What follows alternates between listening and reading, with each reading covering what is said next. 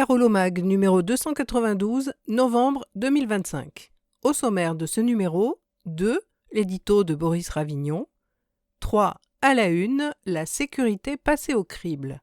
4. Actualité. Des chèques cadeaux pour les seniors Carolo. Association, la ville vous accompagne. Comment rendre notre ville plus belle et attractive? À vous de décider.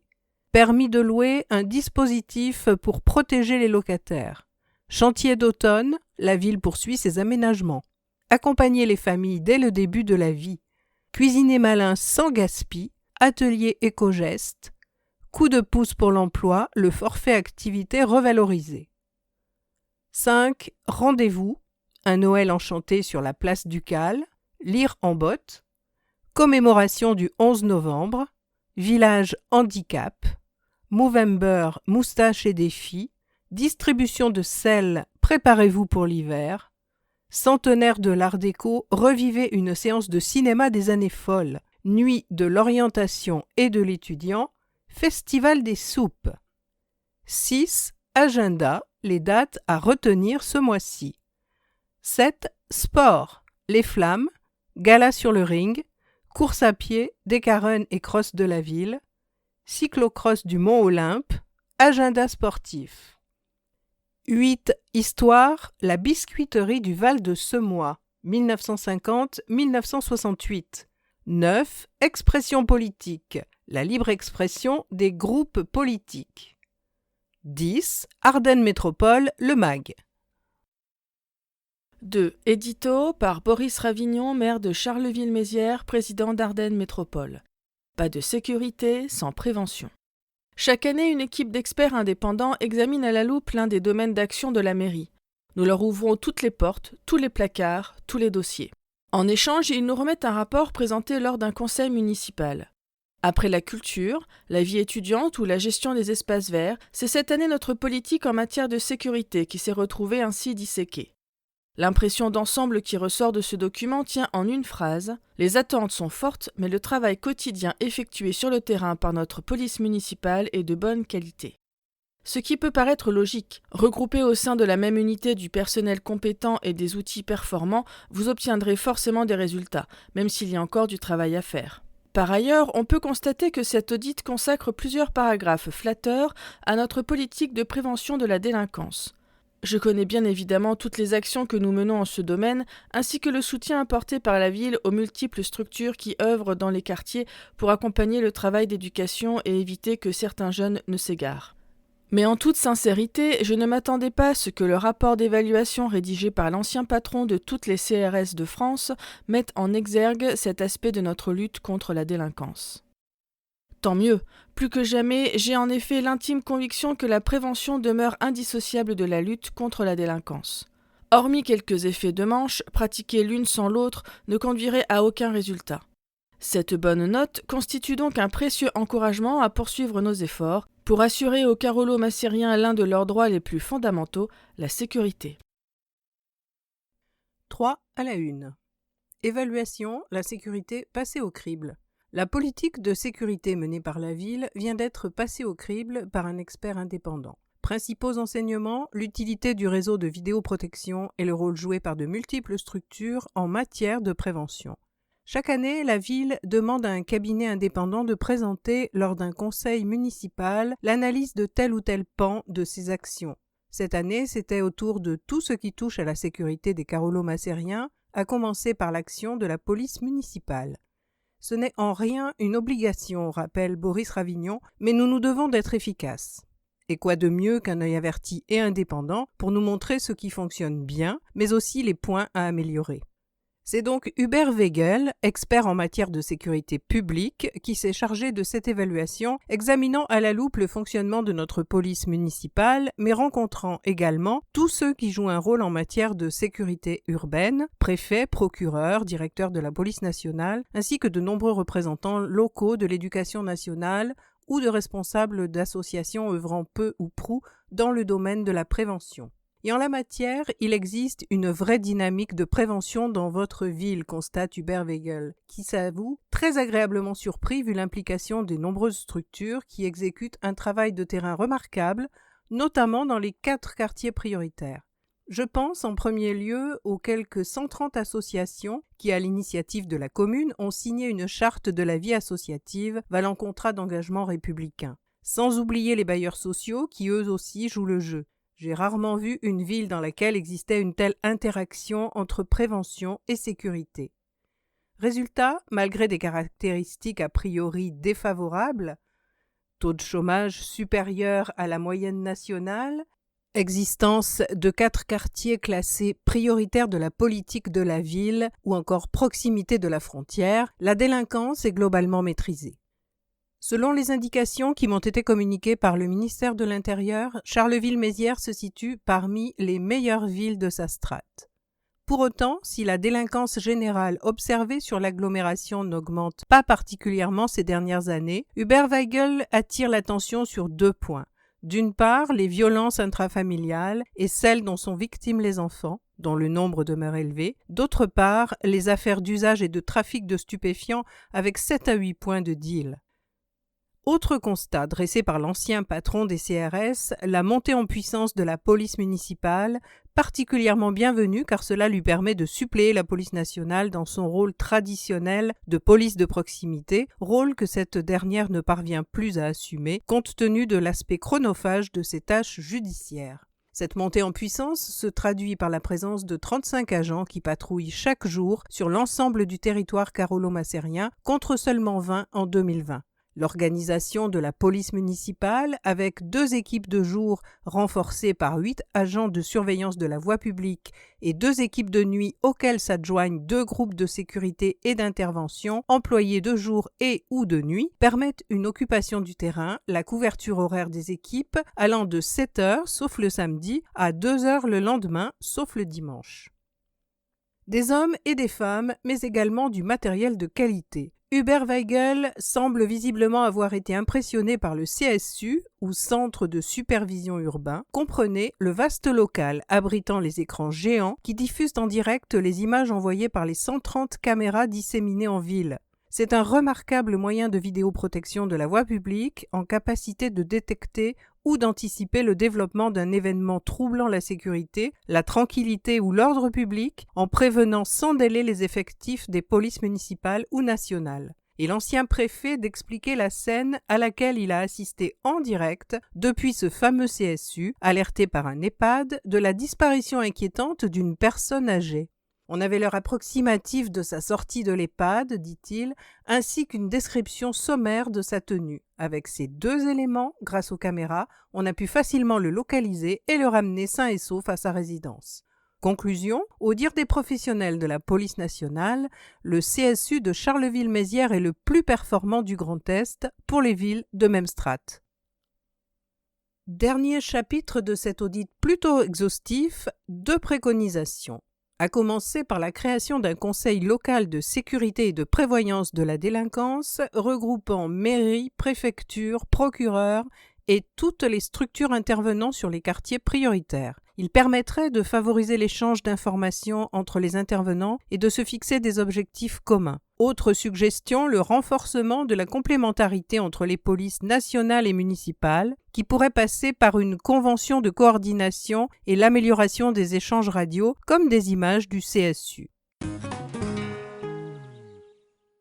Un flic de haut vol, c'est à un expert de la sécurité auquel la ville a confié cet audit. En effet, Hubert Weigel a débuté sa carrière en étant affecté dans différents commissariats, assurant pendant près de 30 ans les tâches quotidiennes d'un membre de la police nationale, judiciaire, proximité avec la population ou maintien de l'ordre. Progressant rapidement dans la hiérarchie, il est nommé en 2008 à la tête de la police technique et scientifique à l'échelle nationale, responsabilité qu'il assume durant près de 3 ans, puis quitte les éprouvettes pour passer au matraque, explique-t-il avec humour. Il devient en effet le patron des compagnies républicaines de sécurité, les fameuses CRS. On les connaît pour le maintien de l'ordre, mais on oublie trop souvent leurs autres missions, comme le secours en montagne ou la présence de maîtres nageurs CRS sur les plages.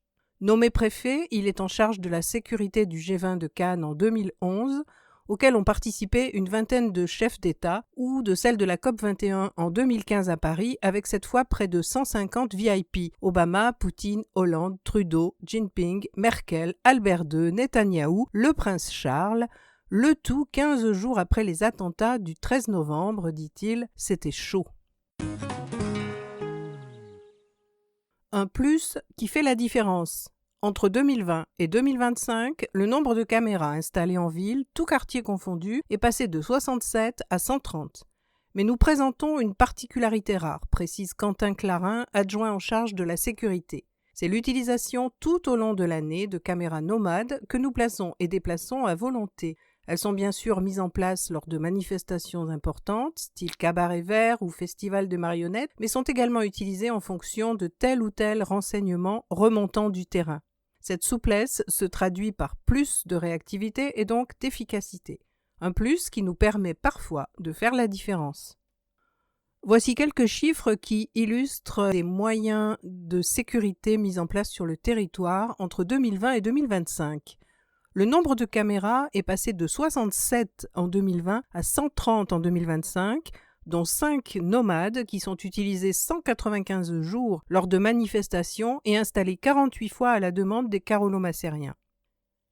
La couverture territoriale de la vidéoprotection est passée de 1,34 km² en 2020 à 2,61 km² en 2025. Le nombre de policiers municipaux est passé quant à lui de 20 à 35. Les appels reçus par le Centre de supervision urbain, le CSU, a évolué de 1674 en 2020 à 3306 en 2025.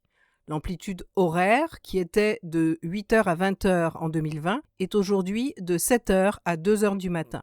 Les procédures transmises à la police nationale sont passées de 399 à 462. Les interpellés transmis à la police nationale de 144 à 261. Le nombre d'interventions de la police municipale de 2125 en 2020 s'élève aujourd'hui à 3127. Les points de surveillance scolaire sont passés de 17 en moyenne sur une semaine à 35 en 2025. Le nombre de captures d'animaux errants de 25 à 47. Et enfin, les interventions suite au constat des opérateurs vidéo de 198 à 615. 4. Actualité. Solidarité, des chèques cadeaux pour les seniors Carolo. La ville renouvelle son opération de distribution des chèques cadeaux à dépenser dans les vitrines de Charleville-Mézières. Ces chèques, d'un montant de 20 € par personne, sont destinés aux seniors âgés de 65 ans et plus, sans condition de ressources, résidant à Charleville-Mézières et qui ne bénéficient pas déjà d'une prestation du CCAS, colis de Noël ou chèque cadeau attribué sous condition de ressources. Les seniors pourront récupérer leur chèque au jour et horaire suivant, se munir d'une pièce d'identité mentionnant la date de naissance et d'un justificatif de domicile. Salle Nevers, vendredi 14 novembre de 9h à 12h30 et de 13h30 à 17h. Samedi 15 novembre de 9h à 12h30 et vendredi 21 novembre de 9h à midi. Attention, changement d'horaire pour cette date. À l'Hôtel de Ville, samedi 22 et 29 novembre de 9h à 12h30 et samedi 6 décembre de 13h30 à 17h. À l'accueil du CCAS, du 8 au 31 décembre, du lundi au vendredi, de 8h30 à midi et de 13h30 à 17h. Plus d'informations au 03 24 32 45 00. Association, la ville vous accompagne. La campagne de demande de subvention pour les associations s'achève le 15 novembre 2025. Pour simplifier et faciliter vos démarches, les demandes sont dématérialisées. L'activité de votre association ou l'objet de votre action présente un intérêt local ? La ville peut vous apporter son aide. Pour effectuer une demande de subvention de fonctionnement et ou de projet, rendez-vous sur le portail associatif ma-charleville.mgcloud.fr mgcloud.fr. Actuellement, 3 téléservices sont proposés. Demande de parution dans l'annuaire, demande de subvention de fonctionnement et demande de subvention de projet. La date limite de dépôt des demandes de subvention est fixée au 15 novembre 2025. Le service de la vie associative accompagne les associations carolo-macériennes dans les démarches administratives, demande de subvention, besoins en communication, demande de matériel, et fait le lien avec l'ensemble des services municipaux. Vous souhaitez faire une demande de subvention ? Le service de la vie associative reste à votre disposition pour vous guider dans les démarches. N'hésitez pas à le solliciter par téléphone ou par courriel. 03 10 23 02 35 ou 03 24 32 42 56. Le mail vieassociative au singulier @mairie-charleville-mézières.fr. Budget participatif. Comment rendre notre ville plus belle et attractive ? À vous de décider. C'est la magie du budget participatif. Chaque année, la ville consacre 250 000 € à matérialiser des idées proposées par ses habitants. À vous de choisir parmi les projets en lice. Vous préférez quoi ? Des séances de ciné en plein air ? De nouveaux bancs par Pierre Quin ? Une soirée guinguette intergénérationnelle ? Ces 3 projets n'attendent plus que votre vote pour se concrétiser. Ces 3-là, mais également 28 autres, puisqu'au total, ce sont 31 dossiers qui ont été retenus dans le cadre de l'édition 2025 du budget participatif. C'était l'un des engagements de Boris Ravignon lors de la campagne des municipales de 2020, rappelle Virginie Haït-Madi, adjointe en charge de la démocratie participative. Mettre chaque année sur la table une enveloppe de 250 000 € consacrée entièrement à la réalisation de projets proposés par des carolo-massériens et validés par un vote ouvert à tous les habitants de plus de 16 ans. Cette année, près de 150 projets ont été déposés, un record. Dans un premier temps, les services municipaux vérifient la faisabilité des projets, que ce soit d'un point de vue technique ou financier, explique l'adjointe. Plusieurs dizaines de ces suggestions, nids de poules, panneaux de travers, lampadaires en panne, sont ainsi traitées directement. D'autres se trouvent écartées car trop coûteuses ou sortant du rayon d'action municipale. Ce toilettage effectué, demeure donc une trentaine de propositions et ce sont vos votes qui vont permettre de désigner les lauréats. Les projets ainsi retenus par les carolo-massériens deviendront réalité, résume l'adjointe au maire. Nous faisons simplement en sorte qu'il y ait au moins un projet par secteur. Notre ville est découpée en 5 secteurs. Chacun d'eux correspond à une assemblée des habitants. Le secteur 1 couvre Manchester, Saint-Julien et le Bois d'Amour. Le 2, La Houlière, Étion, le Clos-Paul, la Havetière, La Villette et Bel-Air. Le 3, Mézières, Citadelle, Arches et Le Theu. Le 4, Charleville-Centre, Nevers, la Place du Cal et Moncy-Saint-Pierre. Le 5, Monthon, la Ronde Couture et la Croisette. Les projets retenus seront dévoilés le dimanche 7 décembre, place de l'Hôtel de Ville, lors du marché de Saint-Nicolas, événement organisé dans le cadre de l'édition 2024 du budget participatif. Comment voter ? Vous avez jusqu'au 30 novembre pour exprimer vos préférences, sachant que chaque votant a la possibilité de désigner 3 projets. Vous pouvez voter en ligne en vous rendant sur le site dédié budget-participatif.charleville-mézières.fr, où vous trouverez également une description de chacun des projets déposés. Autre possibilité, utilisez les urnes prévues à cet effet et placées à l'Hôtel de Ville, à la mairie Place du Théâtre, à la mairie annexe de la Ronde Couture, à la MCL Mabohème, à l'accueil des centres sociaux, Sark, Manchester et André d'Hôtel. Au point senior, dans les différents lycées de la ville et enfin au CCAS. Sachant enfin que le service démocratie participative et les membres des assemblées des habitants viendront à votre rencontre lors de différentes manifestations, marchés, festivals des soupes. Logement. Permis de louer, un dispositif pour protéger les locataires. Les marchands de sommeil existent, y compris dans notre ville. Même s'ils ne forment qu'une petite minorité parmi les propriétaires bailleurs carolo-massériens, ils proposent à la location des appartements vétustes. Il est grand temps de les rappeler à l'ordre et à la loi, tranche Boris Ravignon.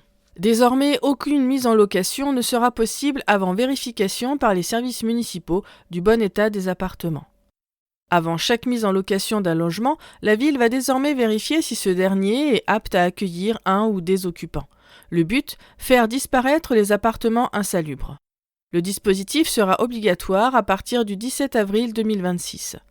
Pour les propriétaires souhaitant louer leurs biens à partir de cette échéance, les dossiers de demande préalable à l'autorisation de la mise en location pourront être déposés à partir du 17 mars 2026. Concrètement, avant de signer un bail, les propriétaires devront se signaler en mairie. Suivra une visite préalable destinée à vérifier la conformité du logement, électricité, chauffage, ventilation. En cas de défaut, le propriétaire aura l'obligation d'effectuer les travaux nécessaires avant de rechercher un locataire. Nous n'avons pour l'instant ciblé que certains secteurs, poursuit le maire, mais rien ne nous interdit d'élargir. Nous ne pouvons pas laisser perdurer de telles pratiques. Secteurs concernés: secteur piétonnier, rue Bourbon, rue du Moulin, rue de la République, rue de l'Arquebuse, rue de Mentouze. Secteur Mézières, rue Monge, rue Bayard, place du Château, rue Hachette. Secteur Mohon, place de Mohon, rue Étienne Dolé, rue Jean Moulin, rue Victor Hugo. Plus d'infos par mail charleville-mézières.fr/permis-2-louer. Travaux. Chantier d'automne, la ville poursuit ses aménagements. Sécuriser, moderniser, verdir, plusieurs rues de la ville se transforment cet automne pour améliorer le cadre de vie. Depuis la mi-octobre, la rue du Moulin est au cœur d'un important chantier. Pendant un mois, les équipes rénovent les pavés, installent un système de bornes escamotables à l'intersection avec les rues d'Aubilly et Baron-Quinard et créent un plateau surélevé pour limiter la vitesse. Ces aménagements s'inscrivent dans la continuité des rues de Mantoue et Petit-Bois. La réouverture est prévue pour mi-novembre. Autres travaux. Dès le 10 novembre, la rue du Pré-Saint-Ange, secteur Bel-Air, sera réaménagée sur 1200 m² avec une noue végétalisée et des pavés drainants, favorisant l'infiltration naturelle de l'eau. Le chemin Brassens, secteur rue de Monthermé, deviendra une voie cyclable et place de la Résistance, secteur rue du Faubourg de Pierre, une piste cyclable et un chemin piéton compléteront les aménagements en cours. Petite enfance. Accompagner les familles dès le début de la vie. Les 1000 premiers jours de l'enfant, de la grossesse jusqu'à ses 3 ans, représentent une période décisive pour son développement affectif, sensoriel et moteur. Le dispositif national des 1000 premiers jours a été conçu pour soutenir les parents dans cette étape essentielle, les aider à comprendre les besoins de leur bébé et à tisser un lien solide avec lui. À Charleville-Mézières, la ville s'engage pleinement dans cette démarche en proposant tout au long de l'année un large éventail d'activités gratuites et accessibles à toutes les familles. Les actions menées visent à favoriser la découverte, l'éveil et le partage entre parents et enfants. Ainsi, les séances Lire avec bébé invitent à explorer le plaisir des histoires dès le plus jeune âge, tandis que les ateliers de chant pré-post-natal ou chanter, bouger, danser encouragent la communication et la complicité à travers la voix et le mouvement. L'art-thérapie, le massage pour bébé, signe avec bébé ou motricité libre permettent d'accompagner les premiers apprentissages tout en renforçant la confiance mutuelle. L'éveil musical ou la baby gym stimule la curiosité et la coordination des tout-petits, tandis que les temps d'info-allaitement et portage avec bébé offrent aux parents des repères concrets pour le quotidien. Les ateliers Snow-Zélène, véritables bulles sensorielles, invitent à la détente et à la découverte, alors que les séances de Kamishibai et de contes en tissu éveillent l'imaginaire par la magie des histoires et des matières. Cette année, le dispositif s'enrichit d'un nouveau lieu et de nouvelles activités. Le centre André d'Hôtel rejoint la médiathèque Porte-Neuve et le point lecture pour tous de Manchester, renforçant ainsi la présence du dispositif sur la ville. Parmi les nouveautés, l'atelier Gestes Premier Secours permet aux parents d'apprendre les bons réflexes en cas d'urgence avec un nourrisson. L'activité Baby Yoga, déjà bien connue, se poursuit avec une nouvelle intervenante, offrant un moment de détente et de complicité entre parents et enfants. Enfin, l'heure des parents fait son apparition. Un groupe de parole ouvert à tous les parents et futurs parents où chacun peut échanger, partager son vécu, poser ses questions et trouver écoute et soutien dans un cadre bienveillant. Rappelons que toutes les actions du dispositif 1000 premiers jours sont gratuites et ouvertes à tous sur inscription. Le programme complet des animations est disponible dans les différents accueils municipaux, sur le site internet de la ville et chaque mois dans le Carolo Mag. Un bel engagement collectif au service des familles pour accompagner les tout-petits dans leurs premiers pas et soutenir les parents dans cette formidable aventure qu'est la parentalité. Plus d'infos au 03 24 32 44 96 ou au 03 24 32 41 71. Par mail 1000 écrit en chiffres pj@mairie-charleville-mézières.fr. CCAS. Cuisiner malin sans gaspille. Depuis le mois d'octobre, le Centre communal d'action sociale, CCAS, l'épicerie solidaire Solicoeur et l'association Saint-Vincent-de-Paul proposent un atelier de cuisine partagée. Objectif, faire des économies tout en luttant contre le gaspillage alimentaire. Quand on vit seul ou que l'on se sent perdu face à certains produits, il est souvent plus facile d'opter pour des plats préparés ou industriels. Pourtant, cuisiner soi-même est plus économique, plus écologique et cela permet de réduire le gaspillage. Face à ce constat, un tout nouvel atelier de cuisine partagée a vu le jour. En plus d'apprendre à cuisiner malin et à valoriser les produits frais, notamment les légumes, les participants redécouvrent le plaisir de mitonner de bons petits plats et partagent un moment convivial. Animé par les équipes du CCAS et de 2 associations partenaires, l'atelier se tient chaque 2e jeudi du mois dans les cuisines de l'AFPA. Les participants sont accompagnés en navette, puis cuisinent ensemble tout l'après-midi avant de repartir chez eux avec leur plat du jour. Alors, prêt à enfiler le tablier ? Informations et inscriptions auprès du CCAS au 03 24 32 45 32. Atelier éco-geste. Réduire vos factures d'eau et d'énergie tout en préservant l'environnement, c'est possible. Pour découvrir comment faire, participez aux ateliers éco-gestes ludiques animés par le CCAS et ses partenaires Habitat 08, Espace Habitat, EDF et l'Armée du Salut. Les 2e et 4e jeudis du mois de 14h à 16h. Les prochaines sessions se dérouleront les 13 et 27 novembre, 11 décembre 2025, 8 et 22 janvier 2026 dans les différents quartiers de la ville. Venez découvrir en vous amusant les bons gestes pour une consommation raisonnée. Atelier ouvert à tous sur inscription au 03 24 32 45 32. Coup de pouce pour l'emploi, le forfait activé est revalorisé. Pour mieux répondre aux difficultés budgétaires rencontrées par les ménages en activité ou en reprise d'activité, le CCAS a revu son dispositif d'aide. Jusqu'à présent, les charges liées au travail n'étaient pas prises en compte dans le calcul du budget pour l'obtention d'aides facultatives. Depuis septembre 2025, le forfait activité a été revalorisé afin d'intégrer notamment le lieu d'exercice de l'emploi. Ainsi, il est appliqué pour une personne travaillant à Charleville-Mézières un forfait activité de 70 € contre 100 € pour une personne travaillant à l'extérieur, une façon concrète d'aider ceux qui travaillent. Plus d'informations au 03 24 32 45 00. 5. Rendez-vous. Festivités, un Noël enchanté sur la place du Cal. Du 22 novembre au 31 décembre, la place du Cal se transforme en un royaume enchanté avec son incontournable marché de Noël.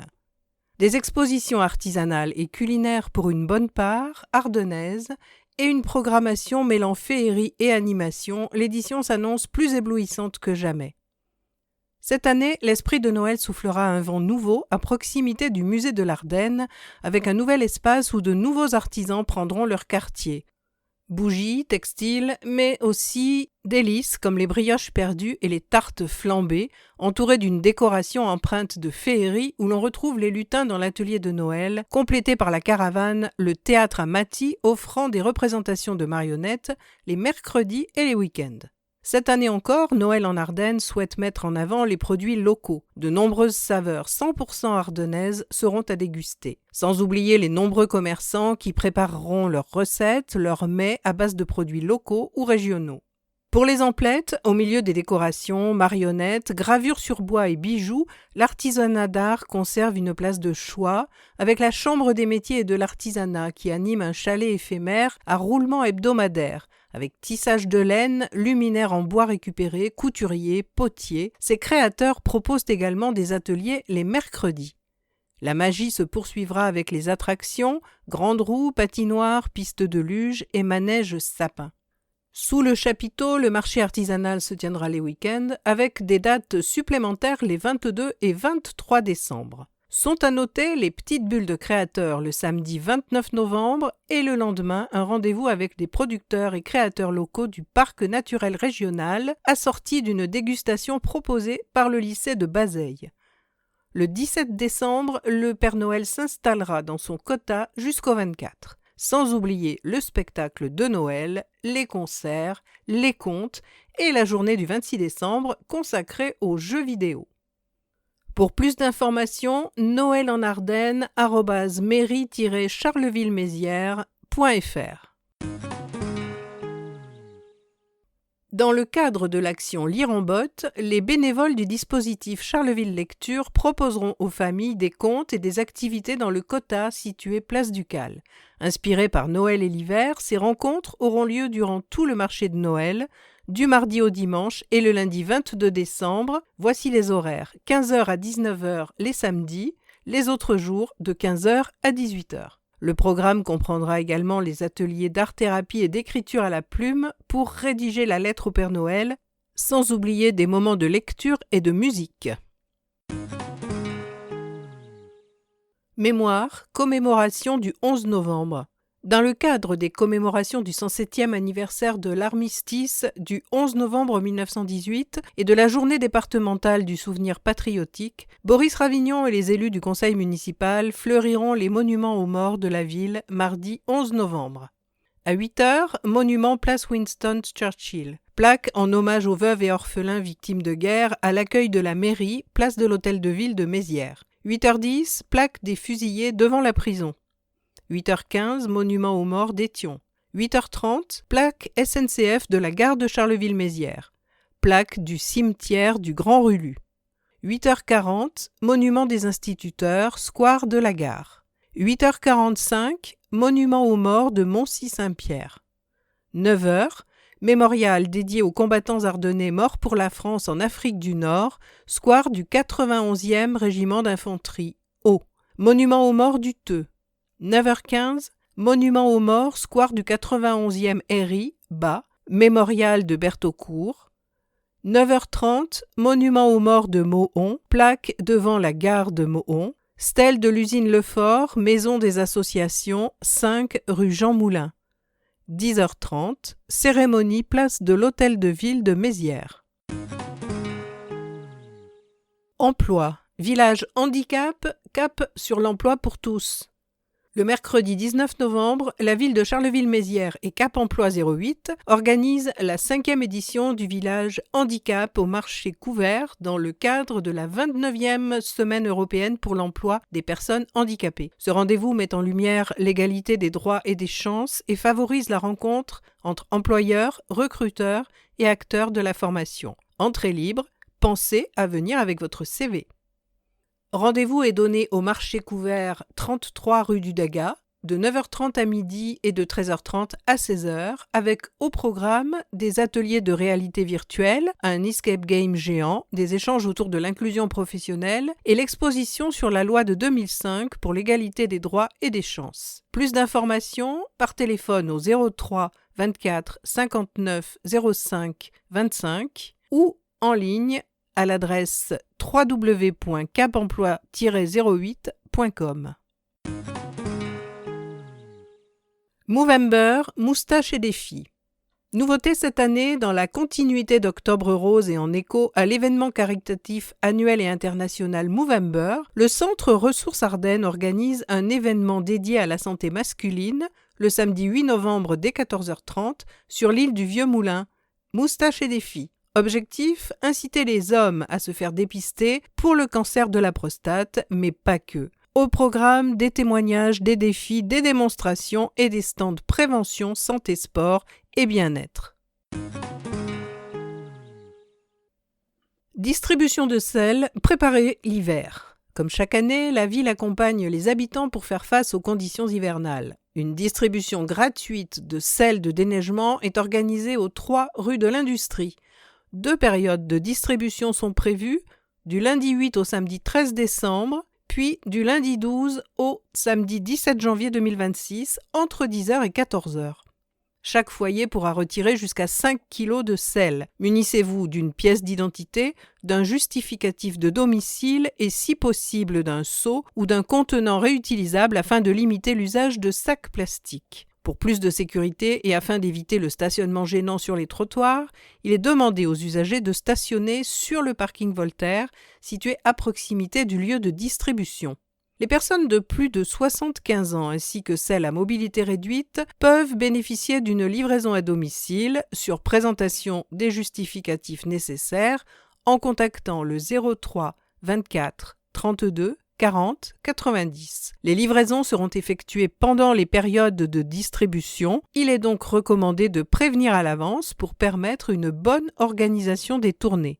En cas de forte neige, une distribution supplémentaire pourra être mise en place selon les conditions météorologiques. Pour un trottoir sûr et sans excès, 10 à 30 grammes de sel par mètre carré suffisent largement.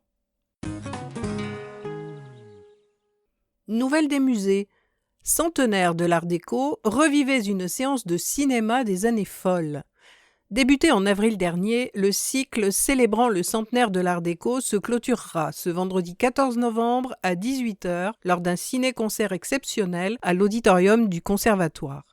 Les années folles, période de diffusion de l'Art déco, ont été également un temps d'incroyable développement du cinéma. Les salles obscures attirent les foules venues voir actualités et courts-métrages fantaisistes, tandis que les premiers films parlants sont produits à la fin des années 20. Encore majoritairement muettes, les projections sont accompagnées de musiciens et d'un bonimenteur. À cette occasion, la ville de Charleville-Mézières et la pellicule ensorcelée vous invitent à une immersion dans les années folles lors d'une projection de courts-métrages d'époque ponctuée d'actualités de l'entre-deux-guerres. Comme dans les années folles, les projections seront accompagnées de musique originale jouée au piano par Olivier Vaillant, tandis que Jérôme Descamps entrera dans la peau d'un bonimenteur pour accompagner le spectateur. La réservation est obligatoire auprès du musée de l'Ardenne. Le coût est 10 € par personne ou gratuit selon conditions.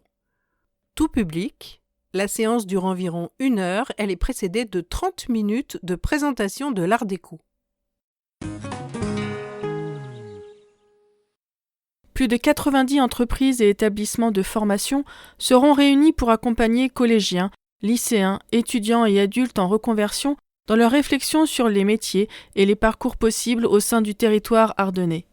Une véritable expérience immersive où chaque participant peut explorer les métiers, échanger avec des experts de l'orientation, rencontrer des professionnels et bénéficier de conseils. Cette année encore, les visiteurs pourront découvrir une grande diversité de secteurs: numérique, industrie, agriculture, médico-social, sécurité, métiers de bouche, hôtellerie-restauration, design, ingénierie, communication, commerce, comptabilité, immobilier, transport logistique et bien d'autres encore. Les professionnels présents partageront leur parcours, leur quotidien et les perspectives offertes dans leur métier, contribuant à susciter des vocations et à renforcer le lien entre jeunesse et entreprises locales. Plus d'informations sur le site www.marneardenne.cci.fr. Gastronomie, Mézières au rythme des marmites. Le Festival des soupes, l'événement le plus réconfortant et réchauffant de l'automne, sera de retour le samedi 15 novembre. Fidèle à son succès, cette nouvelle édition se tiendra de 14h à 18h sur la place de l'Hôtel de Ville, promettant une après-midi chaleureuse et gourmande. On ne change pas une recette qui marche. Ceci pourrait être le leitmotiv du Festival des soupes qui revient pour sa 12e édition cette année. Le principal temps fort de l'événement sera la compétition entre 16 concurrents passionnés qui viendront défendre leurs meilleures recettes, espérant décrocher le titre tant convoité de Louche d'Or 2025.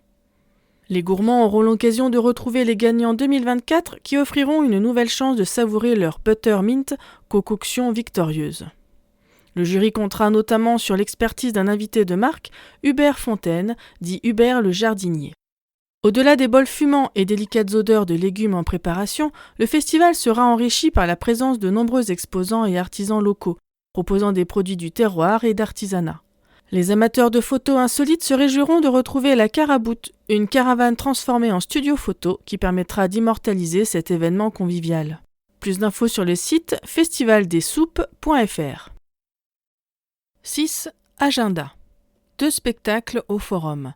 Samedi 8 novembre à 20h, Dieter, Gwendoline News from Nowhere. 12 € en prévente et sur place, librairie Rimbaud, 13 €, le Verboc, la plaque tournante ou en ligne. Plus de renseignements au 06 01 48 79 20. Par mail, tsk.band@gmail.com, Facebook @sleepingkangaroos. Dimanche 9 novembre à 17h, Steven Seagulls, Will. Nous les attendions depuis longtemps. Les Finlandais du groupe Stevens & Seagulls seront au forum de Charleville-Mézières le dimanche 9 novembre à 17h. Ce groupe unique en son genre mélange bluegrass, folk finlandais et rock metal. En 2014, une vidéo de leur reprise de Thunderstruck d'ACDC devient virale. Depuis, les Finlandais sillonnent le monde, enchaînant tournées et albums. Ils enflamment aussi bien les clubs intimes que les grands festivals et leur aventure continue. Une co-organisation Sapristi et Ville de Charleville-Mézières. 20 € en pré-vente au Verbock, la plaque tournante sur fnacspectacle.com ou francebillet.com. 25 € sur place, gratuit pour les moins de 12 ans. Plus d'informations au 06 49 95 89 69.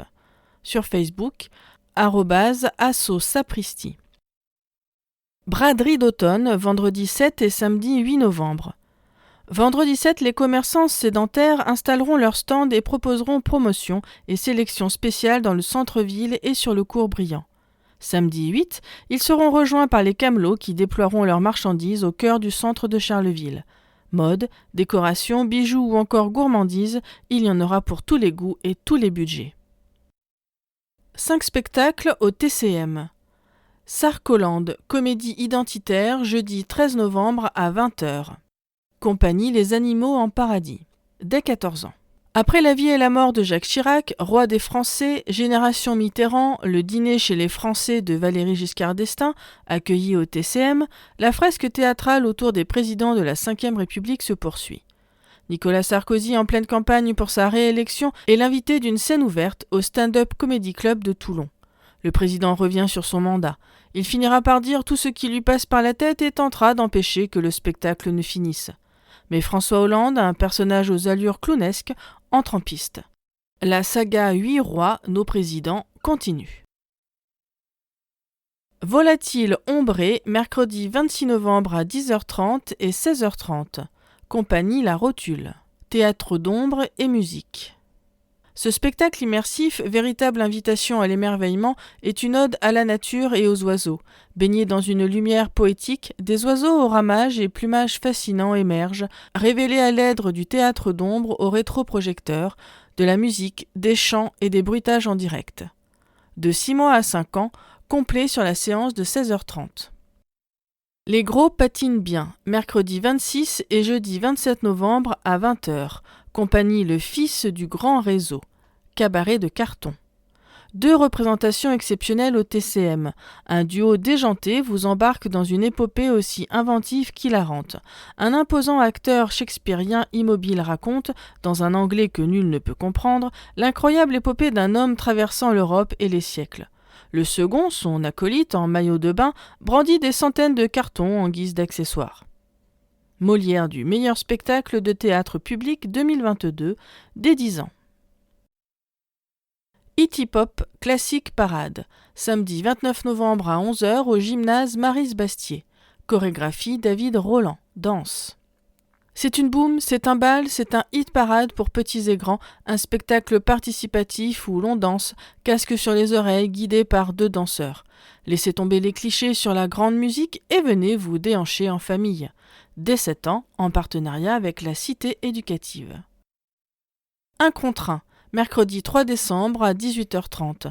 Compagnie L'Oublié, Raphaël Boitel, cirque et musique. 2 artistes circassiens virtuoses virevoltent accompagnés par 4 musiciens sur une scène qui se transforme en terrain de jeu ouvert à l'infini.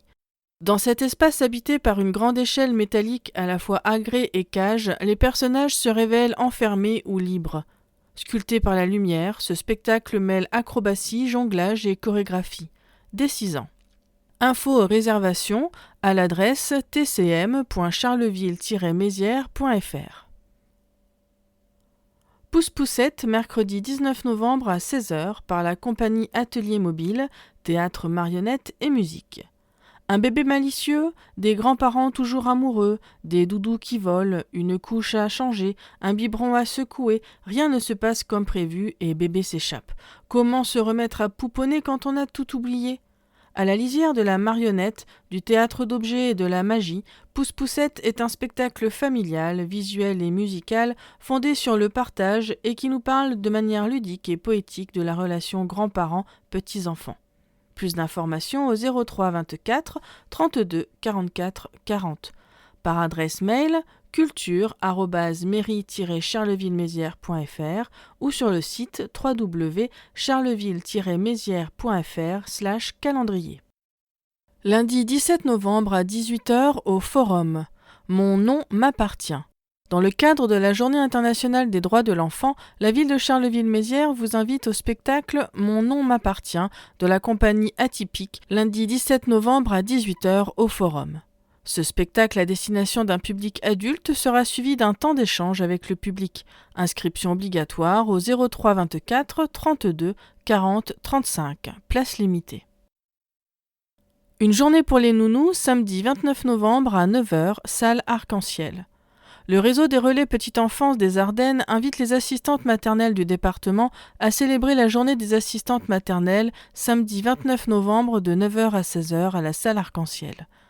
Au programme de cette journée financée par la CAF, conférence d'Arnaud Dérault, fier d'être assistant maternel, spectacle humoristique, nounou de la compagnie L'Aveugle et l'Éléphant, rencontre entre professionnels et fresques collaboratives. Inscrivez-vous auprès de votre relais, l'entrée est gratuite. Plus de renseignements au 03 24 32 45 08. Visite guidée organisée par l'Office du tourisme 24 place Ducal. Samedi 29 novembre et samedi 6 décembre, dimanche 7 décembre à 14h30, beffroi de la mairie. Vendredi 5 décembre à 18h, Charleville à la lanterne. Plus d'infos au 03 24 55 69 90 ou sur le site charleville-sedan-tourisme.fr. Agenda des 1000 premiers jours. Bibliothèque Porte-Neuve, 8 places de la préfecture. Samedi 8 novembre à 10h, atelier art empreinte de 15 mois à 3 ans. Samedi 15 novembre à 10h30, éveil musical de 3 mois à 3 ans. À Manchester Lecture, 24 rue Jules Rollin. Mardi 18 novembre et 9 décembre à 15h, massage bébé de la naissance à 12 mois. Mercredi 19 novembre à 9h, Kamishibai, de 12 mois à 3 ans. Vendredi 21 novembre à 9h15, portage de bébé de la naissance à 3 ans. Vendredi 28 novembre à 10h, bébé gym de 15 mois à 3 ans. Au centre André d'Hôtel, 88 rue Albert Poulain. Mardi 4 novembre à 9h, chant pré et post-natal pour les futurs et jeunes parents de bébés, de 0 à 3 ans. Mardi 4 novembre à 10h, info allaitement, futurs et jeunes parents de bébés, 0 à 3 ans. Mercredi 5 novembre et 3 décembre à 9h30, lire avec bébé, de la naissance à 3 ans. Vendredi 7 novembre et 5 décembre à 10h, bébé gym, de 15 mois à 3 ans. Mercredi 12 novembre à 9h30, art thérapie pour les futurs et jeunes parents et leurs enfants. Samedi 15 novembre à 9h30, geste premier secours, futurs et jeunes parents sans les bébés. Samedi 22 novembre à 9h30 et 10h30, baby yoga, de 3 mois à 18 mois. Lundi 24 novembre à 10h, Snozélène, futurs et jeunes parents de bébés, de 0 à 3 ans. Samedi 6 décembre à 10h30, éveil musical, de 3 mois à 3 ans. Plus d'informations au 03 24 32 44 96 ou 03 24 32 41 71. Par mail, 1000 écrit en chiffres, pj@mairie-charleville-mézières.fr. Autre date au mois de novembre. Jusqu'au jeudi 13 novembre de 14h30 à 18h30, exposition Salon d'automne à l'Union artistique des Ardennes, espace Le Bon. Mercredi 5 novembre de 10h à 16h, journée Intergem Bien-être, salle Nevers. Jeudi 6 novembre de 10h à 14h, marché des producteurs, maison du campus. Jeudi 6 novembre à 18h, conférence Qui se cache derrière le peintre du Rimbaud blessé, musée de l'Ardenne. Renseignements au 03 24 32 44 60. Vendredi 7 novembre à 19h, concert Barline, Bram, Clyde et Still Motion à la MCL Mabohem, organisation collectif Bonsaï Garage. Samedi 8 et dimanche 9 novembre de 10h à 19h, salon du mariage au Parc des Expositions. Samedi 8 novembre de 9h à midi, animation L'histoire de la côte de Bois-en-Val, réserve naturelle régionale de la côte de Bois-en-Val. Renseignements au 03 24 42 90 57. Samedi 8 novembre de 9h à 18h, brocante salle Nevers par l'association Le Tipi des Chats. Samedi 8 novembre de 10h à midi, atelier greffe et bouture, square Cardo. Renseignements au 03 24 32 44 88. Samedi 8 novembre de 10h à 15h, braderie solidaire déco de Noël, au 11 rue Édouard Branly, par le Secours populaire français Ardennes. Renseignements au 03 24 57 44 83. Samedi 8 novembre à 14h30, Movember, île du Vieux Moulin, centre ressources. Samedi 8 novembre de 19h à 4h du matin, soirée Carolo Dub Club, numéro 3. Salle du Bedou, Fariprod, MC Tarifa meets Ainity Sound System, Iriman Session Reggae Dub Sound System. Facebook, @fari, F-A-R-I, prod.asso. Samedi 8 novembre à 20h30, soirée années 80. Renseignements au 03 24 55 00 00. Samedi 8 novembre à 14h, après-midi dansant avec Fabrice Lefebvre. Renseignements au 03 24 55 00 00.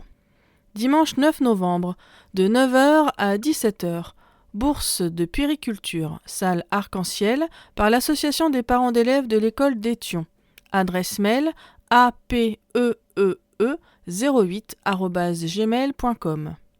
Dimanche 9 novembre à 10h, marché artisanal boutique sous la halle, marché couvert par les petites bulles de créateurs. Mardi 11 novembre à 10h30, commémoration de l'armistice, place de l'Hôtel de Ville. Jeudi 13 novembre, de 9h30 à 12h30 et de 13h30 à 16h30, forum Santé Insertion, à la mission locale. Renseignements au 03 24 59 44 44. Vendredi 14 novembre de 15h à 19h, marché des producteurs de pays, place du Cal. Vendredi 14 novembre à 18h, ciné-concert, revivez les années folles au cinéma, au Conservatoire Musique et Danse. Vendredi 14 novembre à 19h30 et dimanche 16 novembre à 12h30, concours de belote à la salle Guy Canon, organisation Club des aînés de Manchester. Renseignements au 06 01 71 51 19. Vendredi 14 novembre à 20h30, concert U2 Addiction. Renseignements au 03 24 55 00 00. Samedi 14 novembre de 10h à midi, atelier greffe et bouture au square Cardo. Renseignements au 03 24 32 44 88. Samedi 15 novembre à 11h30, loto à la salle Guy Canon, organisation Club des aînés de Manchester. Renseignements au 06 24 86 57 14. Du samedi 15 au jeudi 20 novembre de 14h à 18h, exposition Atelier créatif à l'espace Le Bon par l'association Vivre en Ville. Samedi 15 novembre de 14h à 18h, Festival des soupes à la place de l'Hôtel de Ville. Samedi 15 novembre à 20h et dimanche 16 novembre à 15h, concert Musique sacrée à la basilique Notre-Dame d'Espérance par le chœur de chambre Ars Vocalis. Renseignements au 06 75 17 34 20. Dimanche 16 novembre à midi, repas dansant L'air de rien à la salle Arc-en-Ciel. Organisation le Teux Loisirs Club. Renseignements au 03 24 37 14 17. Lundi 17 novembre 17h, atelier Qigong à la MCL Mabohem. Renseignements au 03 24 54 22 26 ou par mail alzheimer08@orange.fr. Mardi 18 novembre à 19h30, projection Mes chers amis de Mario Monicelli dans le cadre du festival Fantasy italienne Cinéma Metropolis par Figli del Gonzaga, enfant de Gonzague. Mercredi 19 novembre, de 9h30 à midi et de 13h30 à 16h, emploi Village Handicap au marché couvert. Mercredi 19 novembre à 13h, vie étudiante, nuit de l'orientation et de l'étudiant au parc des expositions. Mercredi 19 novembre à 17h30, café deuil au Seven Café par l'association Jal Malve. Renseignements au 03 24 54 26 26. Vendredi 21 novembre de 15h à 19h, marché des producteurs de pays à la place de l'Hôtel de Ville. Du samedi 22 novembre au mercredi 31 décembre, Noël en Ardennes à la place du Cal. Samedi 22 novembre de 13h à 18h, journée masque chaud, salle du Bedou, de 7 à 17 ans, précédée par une soirée récréative le 21 novembre à 20h, suivie d'une journée jeunes lecteurs le 23 novembre à 13h. Organisation Association The Future. Par mail, future, FUTRUE, 08@gmail.com. Samedi 22 novembre à 19h30, show cabaret, transformiste. Plus de renseignements au 03 24 55 00 00. Samedi 22 novembre à 20h30, Urban Tracks, rap open mic numéro 10, au CSC d'Hôtel. Renseignements au 03 24 27 09 75. Dimanche 23 novembre à 10h, bourse aux poissons à la salle Nevers par Aqua Club 08. Renseignements au 06 36 81 13 36. Vendredi 28 novembre à 20h30, théâtre. Mon colocataire est une garce. Renseignements au 03 24 55 00 00. Samedi 29 novembre à 9h, Repère Café chez Josette par Repère Café Les Nutons. Dimanche 30 novembre, 10h, Expo Féline au Parc des Expositions. Dimanche 30 novembre à 14h, après-midi dansant avec Damien Bérézinski. Renseignements au 03 24 55 00 00. Agenda du mois de décembre. Mercredi 3 décembre à 18h, Sainte-Barbe, place de l'Hôtel de Ville par le 3e régiment du génie. Samedi 6 décembre de 10h à 15h, braderie solidaire spécial Noël. 11 rue Édouard Branly par le Secours populaire français Ardennes. Renseignements au 03 24 57 44 83. Dimanche 7 décembre à 10h, marché artisanal, boutique sous la halle au marché couvert par les petites bulles de créateurs. Dimanche 7 décembre à 16h, concert de Noël, orgue et orgue de Barbarie à la basilique Notre-Dame d'Espérance. 7. Sport. Basket, un deuxième trophée et de grandes ambitions pour la saison. Quelques mois seulement après avoir soulevé la Coupe de France, les Flammes ont ajouté une nouvelle ligne à leur palmarès en remportant le match des champions face à Basketland par 61 à 52. Une belle manière d'entamer la saison et de confirmer une fois encore que le club ardennais fait partie du paysage majeur du basket féminin français. Mais l'histoire ne s'arrête pas là. Cette saison marque aussi le retour de l'Euroleague à Charleville-Mézières. La plus prestigieuse des compétitions européennes féminines revient illuminer la Guinguette Arena avec au programme des affiches de rêve face aux plus grands clubs du continent. Une opportunité unique de faire rayonner les Ardennes au-delà de nos frontières et d'offrir au public Carolo des soirées d'exception. Sur la scène nationale, les Flammes affichent un objectif clair, intégrer le top 8 du championnat pour décrocher une place en play-off. Avec un effectif renouvelé à 70%, jeune et prometteur, le groupe aura besoin de temps pour retrouver ses automatismes, mais l'ambition et l'énergie ne manquent pas. L'équipe monte en puissance semaine après semaine, portée par un public fidèle et passionné. Les Flammes continuent ainsi de porter haut les couleurs de Charleville-Mézières et des Ardennes, mêlant performance sportive, fierté locale et rayonnement international. Rendez-vous donc à la Guinguette Arena pour vibrer ensemble au rythme des Flammes Carolo. Boxe, gala sur le ring. Samedi 15 novembre, la boxeuse du CSNA, Justine Lallemand, aura l'opportunité de décrocher la ceinture européenne de la catégorie des mouches. À l'occasion d'un gala international qui se déroulera à la salle Bayard, elle croisera les gants face à la pugiliste anglaise Jasmina Zapotoshna. Le poids lourd Yannick Willem fera également sa rentrée. La soirée sera complétée par des combats de boxe éducative amateurs avec des boxeurs du cru. Premier coup de gong à 19h. Course à pied. Dimanche 23 novembre, ce sera la 7e édition de la Deca-Run, un parcours très rapide de 10 km qualificatif passant par la place Ducal et les berges de Meuse. Départ à 13h au stade Jean-Marie Baudouin. Pour les inscriptions, rendez-vous sur www.ledossard.com. Vous pouvez également visiter la page Facebook Deca-Run Carolo. Le dimanche 30 novembre, ce sera la 37e édition du Cross de la Ville à La Varenne.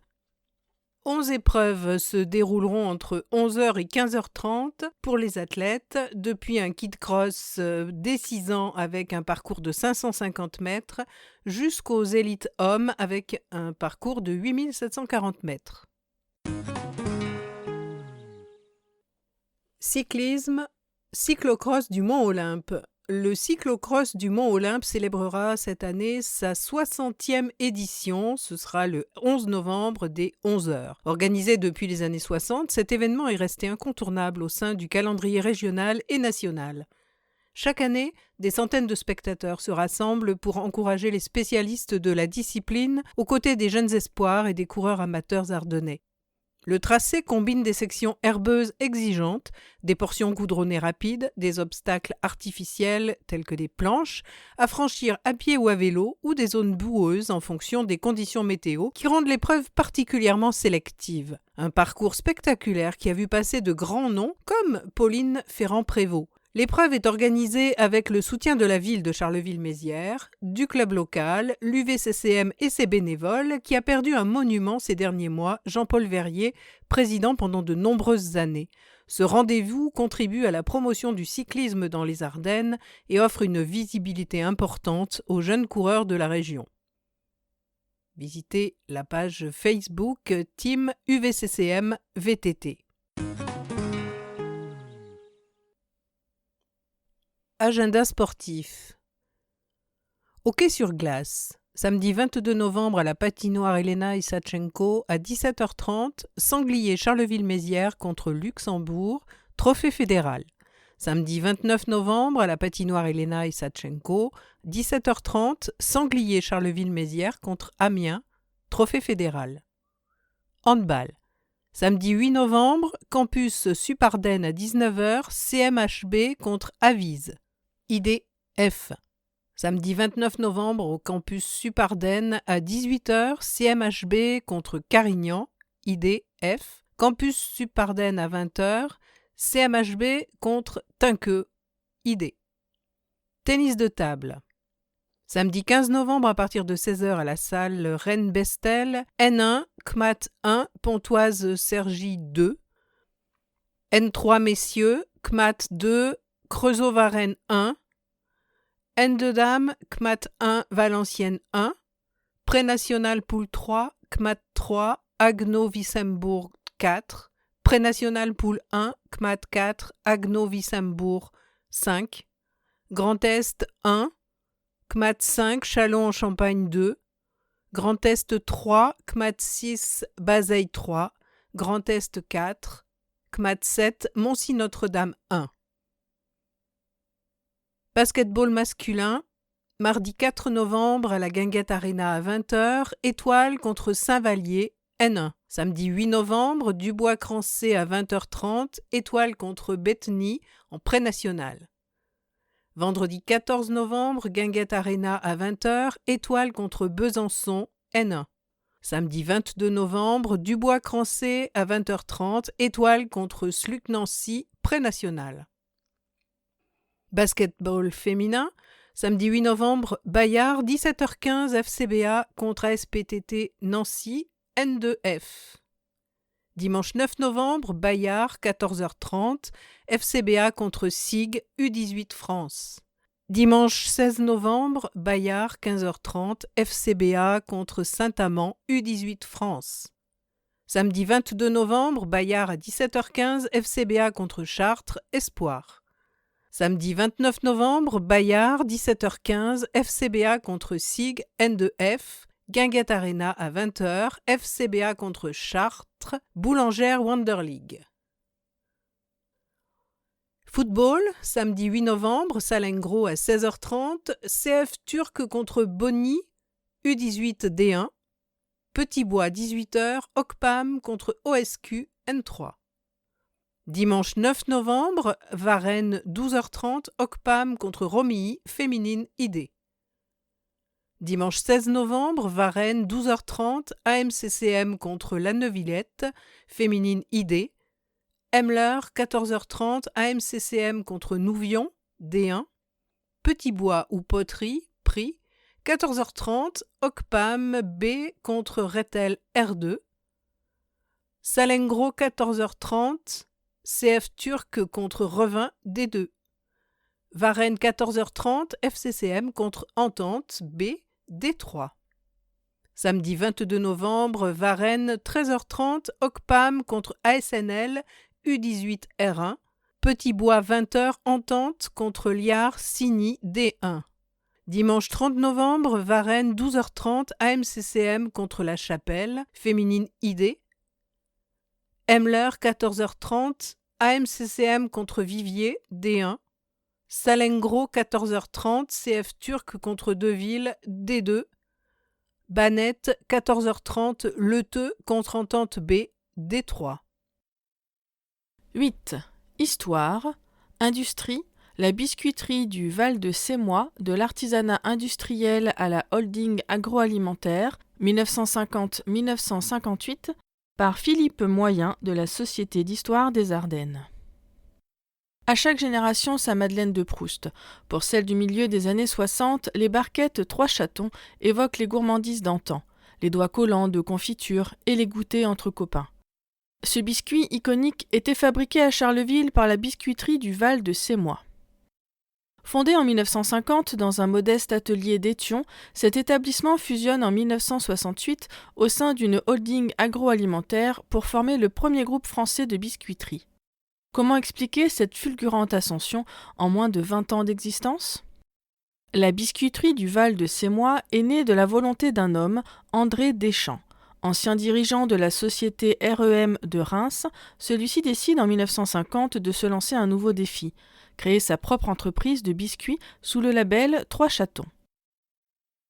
Installée dans un modeste atelier d'Étion, la première boîte de biscuits Trois Chatons sort le 15 février 1950. L'installation d'une biscuiterie dans un département traditionnellement marqué par la métallurgie dit l'audace du fondateur du Val de Sémois. La production est d'abord tournée vers la fabrication de biscuits à la cuillère, créée par le roi des chefs, Marie-Antoine Carême, au XVIIIe siècle. Pour l'heure, l'équipe de fabrication demeure de taille modeste. L'entreprise ne compte que 27 personnes en 1954. La polyvalence d'André Deschamps, à la fois PDG, maçon, VRP, fait le reste. L'art de distribution des produits Trois Chatons ne s'étend guère au-delà des limites de la région. Le développement de la biscuiterie du Val de Sémois durant la décennie 1954-1963 s'appuie sur 3 piliers. La diversification de l'offre, l'élargissement de l'aire de distribution et une avantageuse politique salariale. Au milieu des années 50, la biscuiterie élargit sa gamme de produits avec la fabrication de boudoirs, biscuits à champagne et de châtonnets, sorte de gros biscuits à la cuillère. Pour faire face à cette diversification des activités, l'entreprise ouvre en mai 1955 un second atelier route du Prix-les-Mézières sur le site de l'ancienne scierie Notegem. Les effectifs passent de 36 personnes en 1955 à 75 en 1956 et la biscuiterie se constitue en société anonyme puis se dote d'un centre de recherche. Pour élargir son aire de distribution, la biscuiterie fait appel à des sociétés à succursales comme le groupe Paridoc, première centrale d'achat en France depuis 1930, mais aussi l'Oceda et les coopérateurs. Ces associations assurent aux produits Trois Chatons une présence nationale.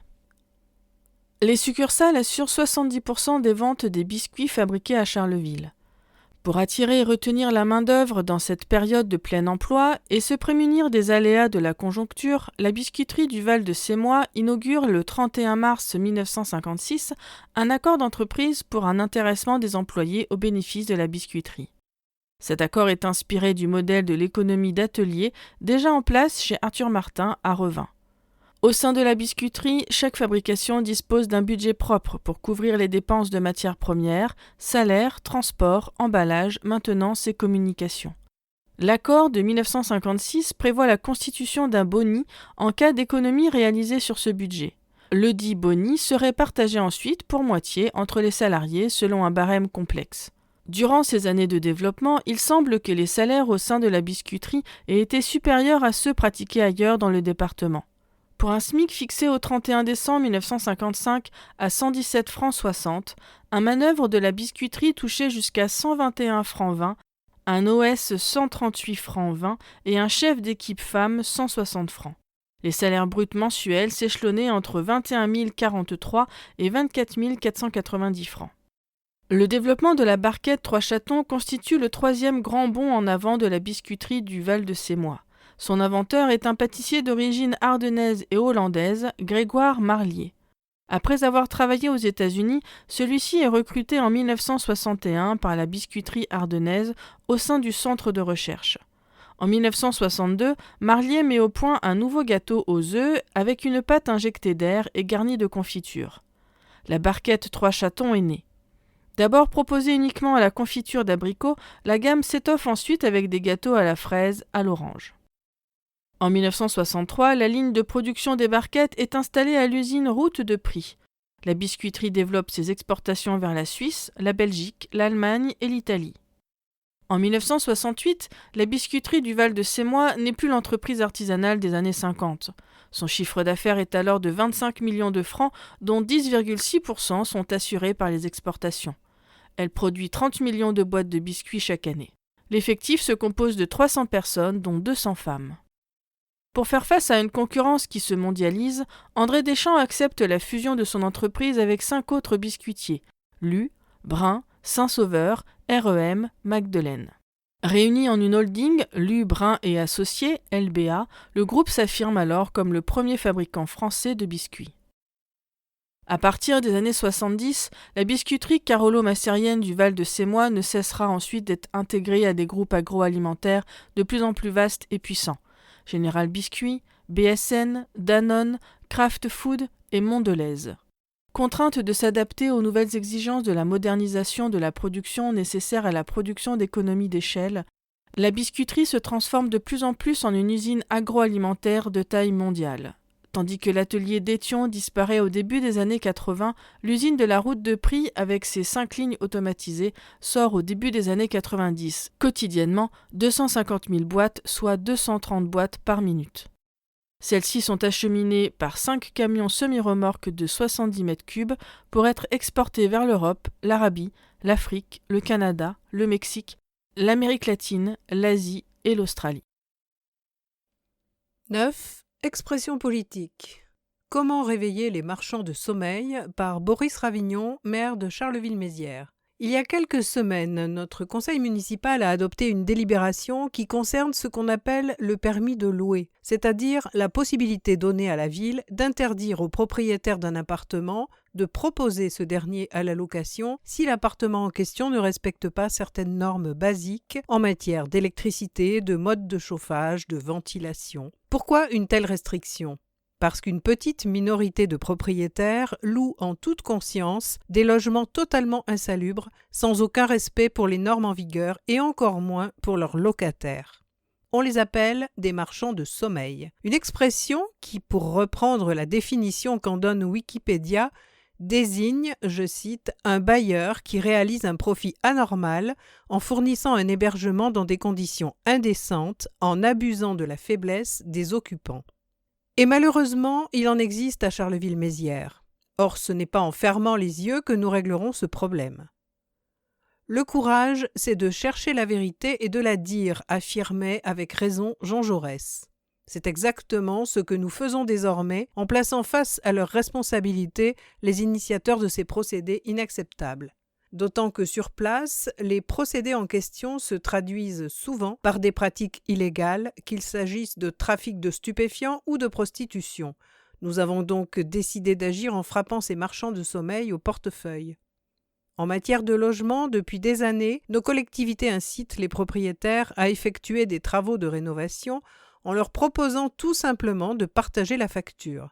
Nous considérons en effet que le fait de proposer à un nouvel arrivant un parc immobilier locatif de qualité fait partie des facteurs indispensables si nous voulons poursuivre l'amélioration de l'attractivité de notre territoire. Mais visiblement, un petit nombre de propriétaires préfèrent passer outre et continuer à mettre sur le marché des taudis indignes. Ces fauteurs de troubles vont donc désormais devoir respecter la loi et, ce faisant, leurs locataires. Et si, sentant le vent tourner, ils choisissent de quitter notre ville pour tenter leur chance ailleurs, grand bien leur fasse. Droits des femmes, un long chemin, par Sylvain Dalla Rosa pour la liste Une ville pour tous. C'est le 21 octobre 1945, il y a donc 80 ans, que le droit des femmes fait un bond qui, les années suivantes, sera suivi d'autres décisions qui vont dans le sens de l'égalité homme-femme. Ce 21 octobre, les Françaises votent pour la première fois dans une élection politique. Ce scrutin porte sur les élections législatives de l'après-guerre. Ce qui est également inédit, c'est l'éligibilité des femmes à l'Assemblée nationale. Sur les 586 sièges du Parlement, 33 sont emportés par des femmes, encore loin de la parité. Parmi elles, la communiste Madeleine Brown, qui deviendra vice-présidente de l'Assemblée en 1946. Dans notre département, c'est la communiste Yvonne Dauby qui deviendra la première femme maire. Elle est élue première magistrate de Mohon, qui à l'époque était indépendante, avant la fusion de 1966. Au sortir de la Seconde Guerre mondiale, les partis politiques montrent leur volonté d'honorer celles qui se sont engagées dans la résistance. C'est le cas d'Yvonne, qui pendant toute la guerre fut agent de liaison. Née le 1er mai 1917 à Romilly-sur-Seine, décédée le 5 février 2011 à Charleville-Mézières, institutrice puis professeure de collège. Syndicaliste, dirigeante de la section des Ardennes du SNI de 1944 à 1948, militante communiste et résistante FTPF, membre du Bureau fédéral des Ardennes du PCF entre 1945 et 1948, et maire de Mohon de 1945 à 1947. Ça ne tient plus, par Christophe Dumont pour la liste écologiste et citoyenne, avec le concours des élus et chefs de file écologistes. Pour des villes garantes et protectrices des libertés associatives, la démocratie ne se résume pas qu'aux urnes, mais aussi à la vivacité des liens associatifs existant dans la société. Les associations sont des piliers essentiels de notre société, de notre quotidien. Aujourd'hui, elles sont en danger. Soutenons-les pour qu'elles puissent continuer à faire tenir notre société. Les associations, ce sont en France 20 millions de bénévoles et 1,8 million de salariés. Sous le mot d'ordre « ça ne tient plus », elles ont manifesté le 11 octobre partout en France. Les associations sont les forces vitales de notre démocratie locale. Dans chaque quartier, elles tissent des liens et créent des solidarités. Filet de sécurité pour les plus fragiles, espace d'émancipation, de création, de loisirs, de débat, les associations sont à la fois refuge et tremplin. Elles tissent des liens, raccommodent ce que la vie déchire et brodent de nouvelles solidarités. S'attaquer aux associations, ce n'est pas seulement s'attaquer à notre démocratie, c'est rompre des liens humains essentiels. car derrière chaque subvention coupée, chaque local fermé, chaque procédure administrative complexifiée, ce sont des liens humains qui se défont, des solidarités qui disparaissent et notre vivre ensemble qui est menacé. Ces associations sont aujourd'hui fragilisées par un contexte budgétaire, administratif, national, hostile à leurs actions. Coupe de subventions, présomption de culpabilité instaurée via le contrat d'engagement républicain, injonction à une prétendue neutralité, logique de marchandisation plutôt que de non-lucrativité, fragilisation des modes de financement. Différents rapports le montrent, ces dernières années, le lien qui unit les associations aux autorités publiques a changé. Auparavant partenaires de l'action publique, les associations sont devenues des prestataires. De force de proposition, elles deviennent délégataires. De contre-pouvoir, elles s'autocensurent. La ville de Charleville-Mézières a réduit durant ce mandat d'une manière drastique les subventions aux associations, avec en moyenne moins 10% en 2023, mettant en difficulté certaines d'entre elles. On se rappelle la Maison de la Culture et des Loisirs Ma Bohème qui, victime d'une baisse de près de 20% de sa subvention, dut se passer longtemps de directrice alors qu'elle organise plus de 100 activités pour de très nombreux adhérents. Les prochaines élections municipales seront donc cruciales pour le monde associatif. La vitalité du monde associatif n'est pas seulement un indicateur démocratique, elle constitue le socle même d'un projet municipal qui prend soin de ses habitants et de ses habitantes. Les associations incarnent une démocratie continue, indispensable à la démocratie représentative. Être élu, c'est écouter, rencontrer, partager et construire des solutions avec celles et ceux qui connaissent le terrain. Les associations, en première ligne pour comprendre la société et la complexité des problématiques locales, sont des partenaires essentiels des politiques publiques. Défendre les associations, c'est aussi leur donner les moyens d'agir. C'est pourquoi il est primordial de permettre aux associations non seulement de monter des projets, mais aussi de fonctionner. Garantir leur autonomie, défendre le droit de réunion, ouvrir des lieux, faciliter l'accès aux salles municipales. Garantir la liberté associative, c'est garantir la liberté d'expression et d'action collective. Les villes écologistes doivent être des refuges pour ces libertés et incarner une vision d'émancipation, de coopération et de justice sociale. Soutenir les associations, c'est soutenir notre démocratie et prendre soin du vivre ensemble. 10. Ardennes Métropole, le MAG. Édito de Boris Ravignon, maire de Charleville-Mézières, président d'Ardennes Métropole. Les belles couleurs de l'automne. Entre autres compétences, Ardennes Métropole a vocation à favoriser le développement économique. Une mission d'autant plus cruciale que ce développement se traduit sur le terrain par de l'activité, donc des emplois. Compte tenu de la morosité ambiante et des nombreuses incertitudes qui caractérisent notre époque, je ne vous surprendrai pas en affirmant qu'en la matière, aucun succès n'est garanti d'avance. Bien souvent, il faut même accepter de se battre pied à pied pour faire en sorte que tel ou tel dossier connaisse une issue heureuse. Raison pour laquelle nous pouvons nous réjouir lorsque nous parvenons ainsi à enrichir l'armoire à trophées communautaires. Or, c'est le cas cet automne, avec plusieurs bonnes nouvelles détaillées dans les articles suivants. Je pense en premier lieu à la reconquête annoncée de la friche Manille, cette cicatrice qui défigure le centre de Viviers-au-Court depuis le début des années 80 et la fermeture d'une fonderie qui employait alors près de 600 salariés. La commune de Viviers, l'agglo et leurs partenaires, parmi lesquels se remarque la présence inédite d'un bailleur social, Espace Habitat, vont unir leurs efforts pour combler cette dent creuse. On y trouvera notamment une pharmacie accolée à une maison de santé regroupant toute une palette de soignants. Autre avancée notoire, la cure de jouvence destinée à rajeunir la zone industrielle de Mohon. Cette dernière compte aujourd'hui quelques 600 salariés travaillant pour une trentaine d'entreprises. Un nombre qui devrait bientôt augmenter grâce aux travaux de voirie que nous menons sur place, destinés à rendre accessibles des parcelles aujourd'hui inoccupées. Seule une bonne nouvelle ne fera jamais le printemps, mais cette succession d'infos positives pourrait bien faire notre automne. Économie, rentrée studieuse pour Ardennes Métropole. Ardennes Métropole a vécu une rentrée riche côté activité économique, tour d'horizon des projets récemment aboutis et des principaux dossiers en cours. La zone industrielle de Mohon s'offre un lifting. Regroupant une trentaine d'entreprises synonymes de près de 600 emplois, la zone industrielle ZI de Mohon constitue l'un des principaux poumons économiques du bassin carolo-macérien. Il y a de l'activité, des projets, donc tout va bien, analyse Patrick Faustier, vice-président de l'Agglo en charge des dossiers économiques. Le seul problème, c'est qu'une partie non négligeable de ces quelques 38 hectares se trouve aujourd'hui inutilisée car inaccessible. Lors de la constitution de cette zone industrielle, ses concepteurs ont en effet créé une unique voie de desserte se terminant en cul-de-sac. Résultat, le long de la voie ferrée, des espaces inexploités. L'idée est de créer une nouvelle voirie pour les desservir, poursuit-il.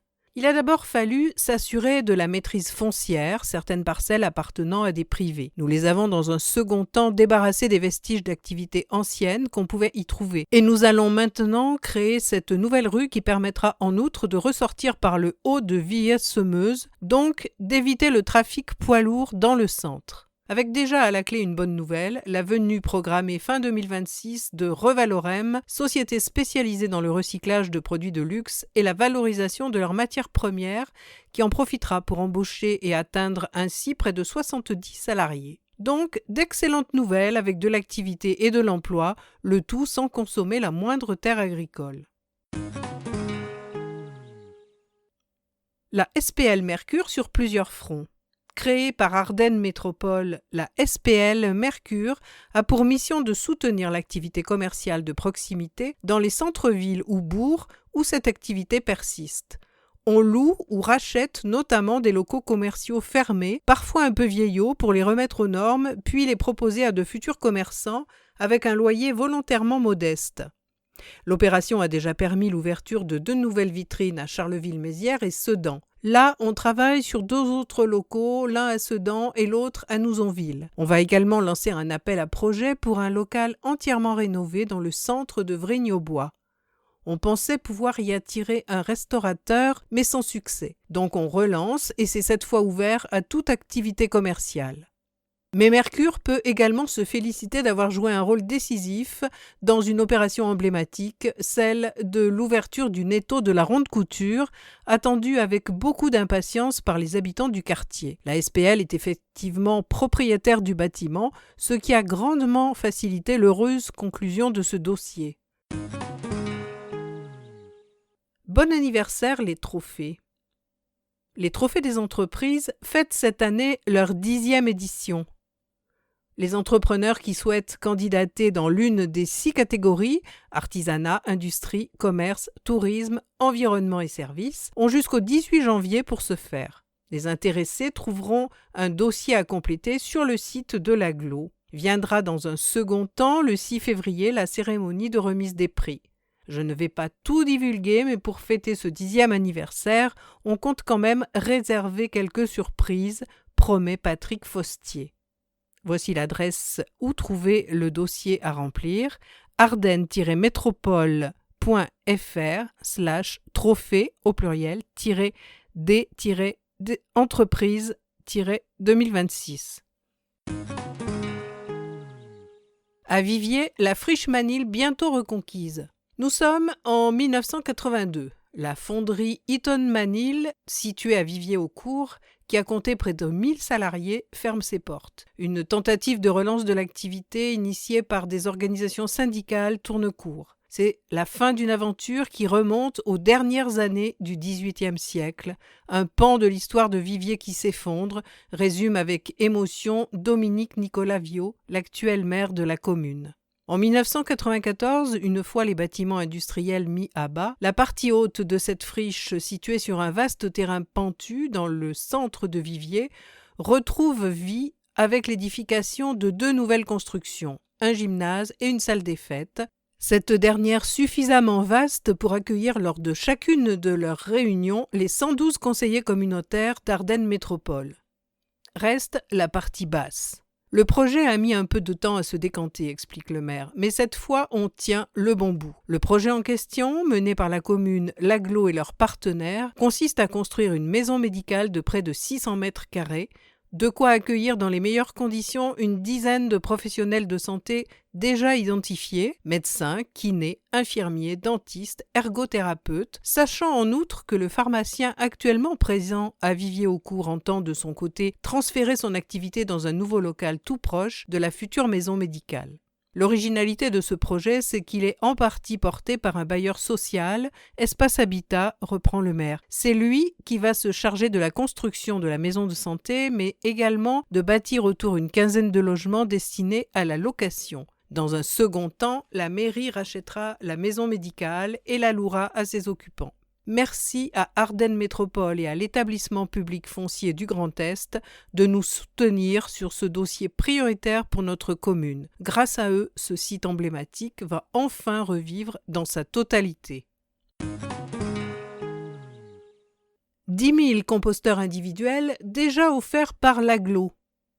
On ne va pas vous mentir, le compostage n'a pas été inventé par l'Agglo. On en est même assez loin. Dès l'Antiquité, nos ancêtres avaient déjà compris tout l'intérêt de cette pratique.